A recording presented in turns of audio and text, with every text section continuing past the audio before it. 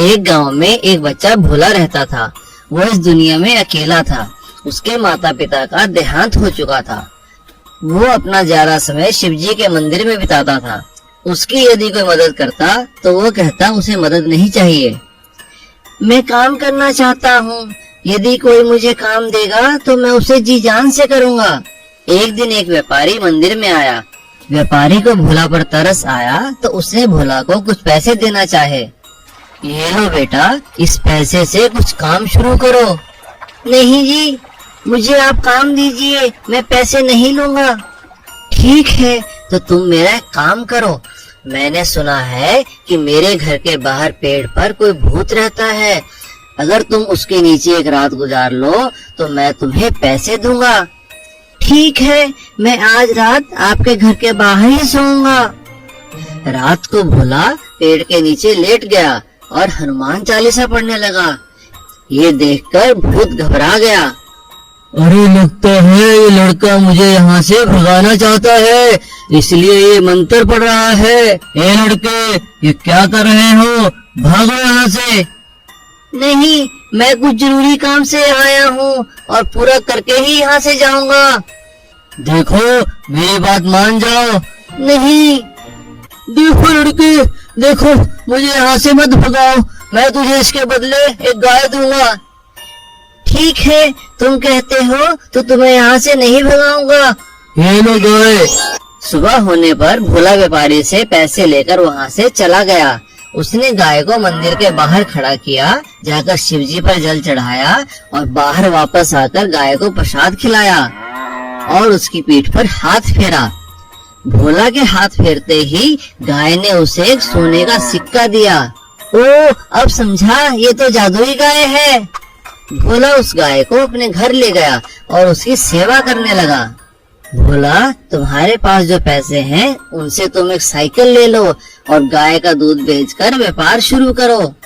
भोला ने वैसा ही किया। उसने गाय का दूध बेचना शुरू किया और जब किसी को मदद की जरूरत पड़ती तो वो गाय की पीठ पर हाथ फेरता और गाय उसे सोने का सिक्का देती।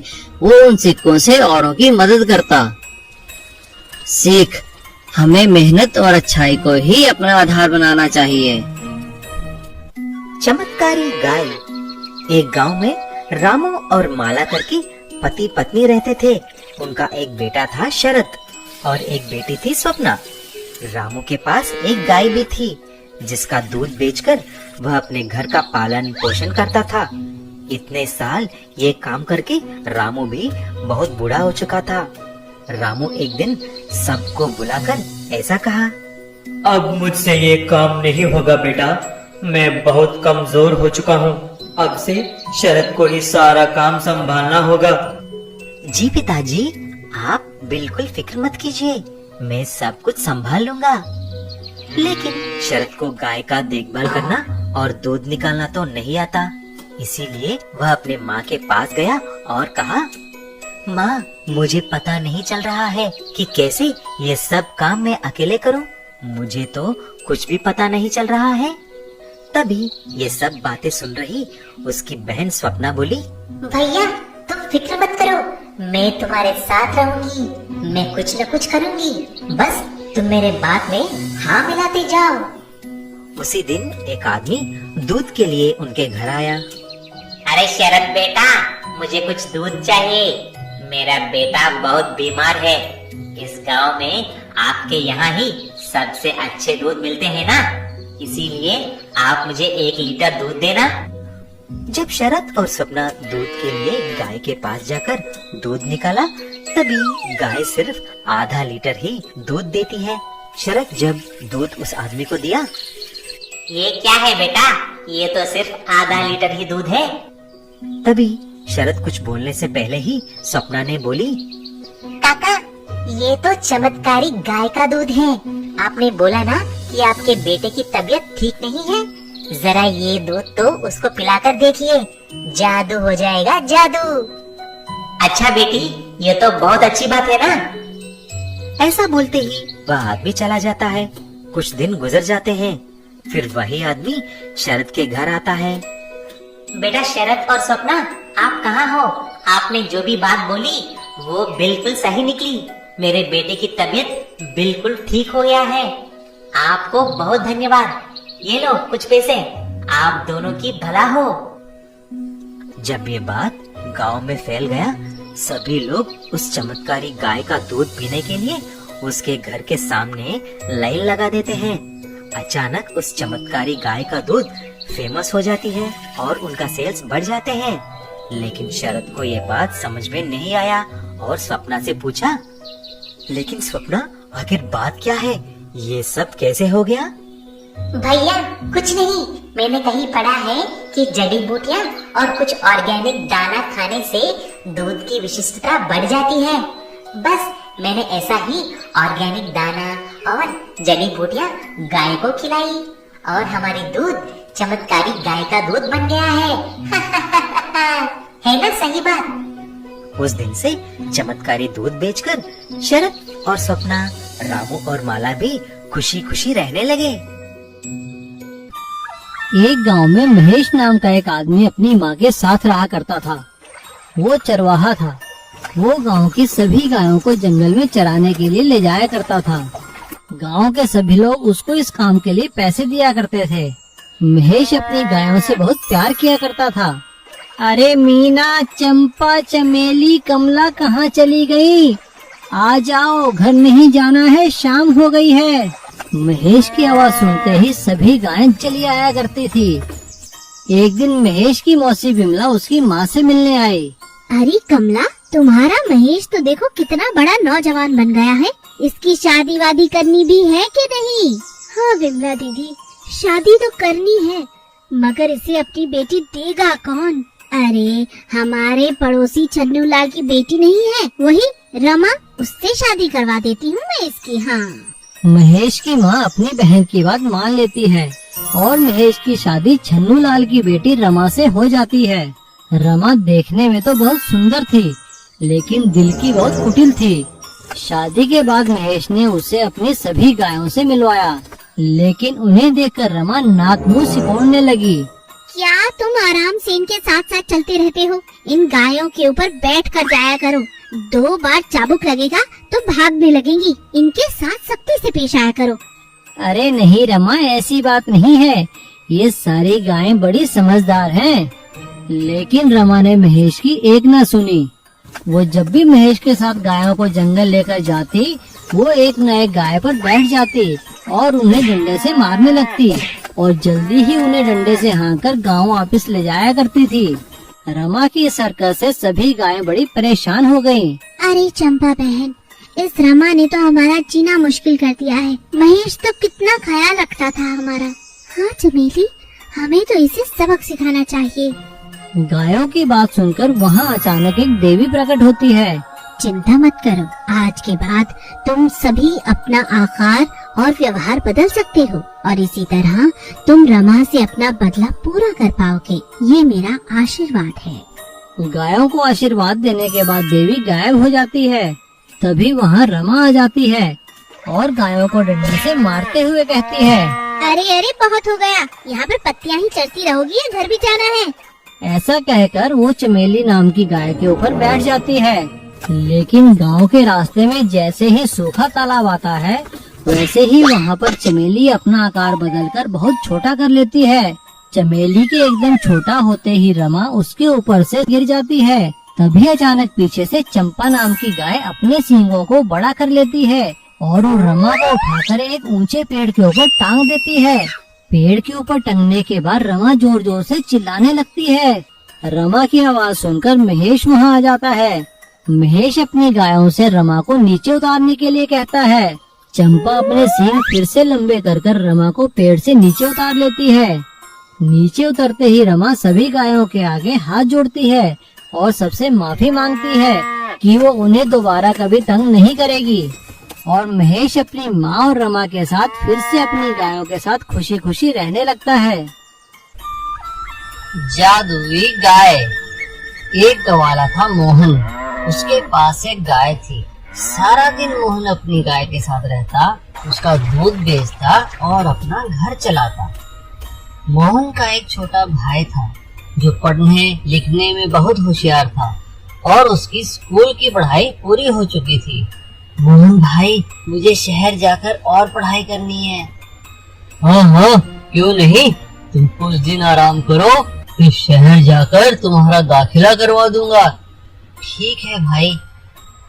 मोहन ने अपने भाई को शहर जाने से इसलिए रोका क्योंकि मोहन के पास पैसे नहीं थे।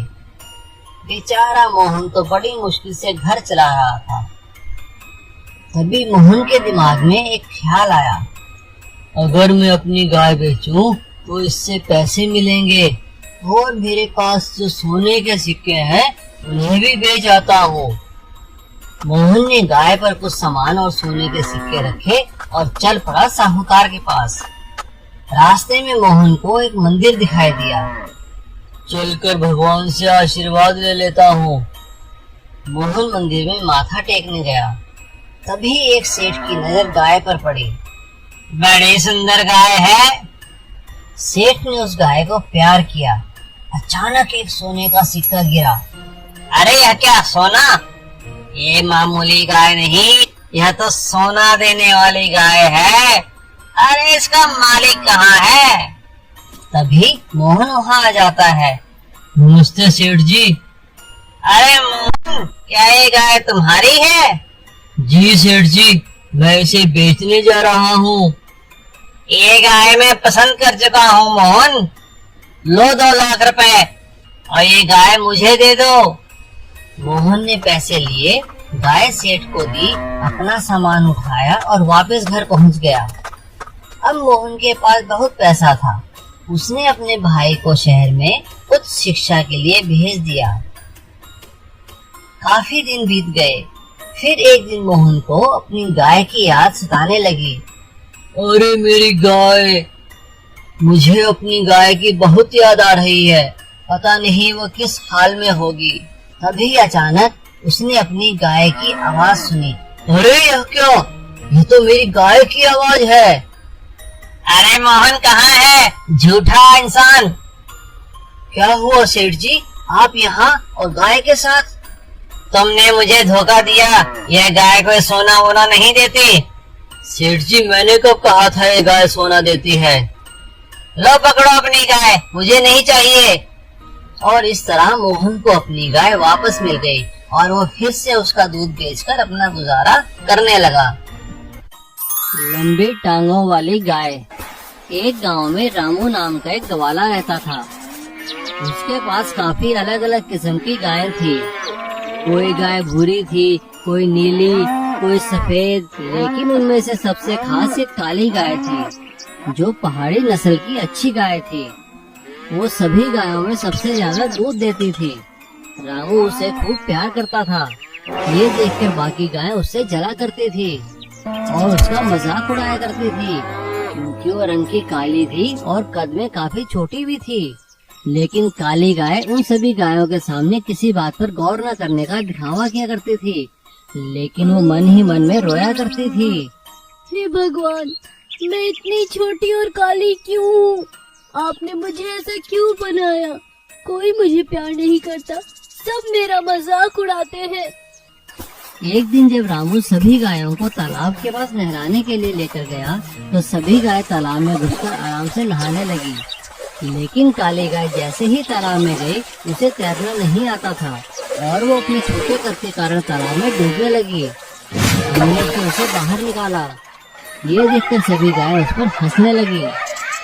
काली गाय को इस बात का बड़ा दुख हुआ और वो दुखी होकर जंगल की ओर भाग गई और जंगल में एक जगह पहाड़ी के किनारे जाकर रोने लगी। हे कामधेनु माता, ऐसा जीवन जीने से तो अच्छा मौत है। मैं आपके चरणों में आ रही हूँ।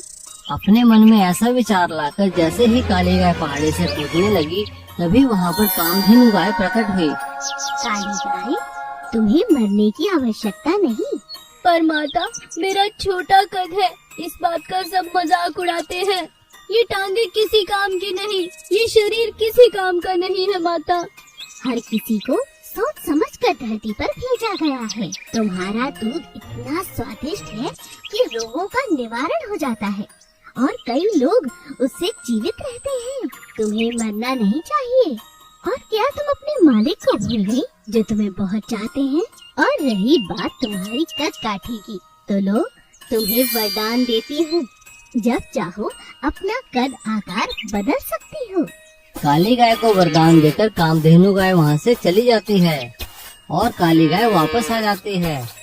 एक दिन अचानक काफी तेज बारिश होती है और बारिश का पानी रामू की गौशाला में घुस आता है। सभी गाय वहाँ से भागने लगती है, लेकिन तभी काली गाय को कामधेनु माता का वरदान याद आता है और वो आंखें बंद कर वरदान मांगती है। काली गाय की टांगें लंबी हो जाती हैं। ये देखकर सभी गाय हैरान हो जाती है। सभी गाय जैसे ही भागने लगती हैं, पानी इतना तेज हो जाता है कि सभी गायें भी डूबने लगती हैं। लेकिन काली गाय अपनी टांगों को जितना चाहे मर्जी लंबा कर सकती थी और सभी गायों को डूबता देखकर वो सभी गायों को अपनी पीठ पर बिठा लेती है और सभी को लेकर बाहर सुरक्षित स्थान पर आ जाती है। अब सभी गायों को अपने किए का पछतावा होता है और वो काली गाय से माफी मांगती हैं। काली गाय, हमें माफ कर दो। हमने हमेशा तुम्हारे रंग रूप का और कद काठी का मजाक उड़ाया है, मगर आज तुमने हम सबकी जान बचा ली। हमें अपनी गलती का बहुत पछतावा है। हमें कभी रंग भेद नहीं करना चाहिए। काली गाय हंसते हुए गर्दन हिलाकर उन्हें माफ कर देती है। इसीलिए कहते हैं ना कि हमें किसी के रंग रूप का मजाक नहीं उड़ाना चाहिए।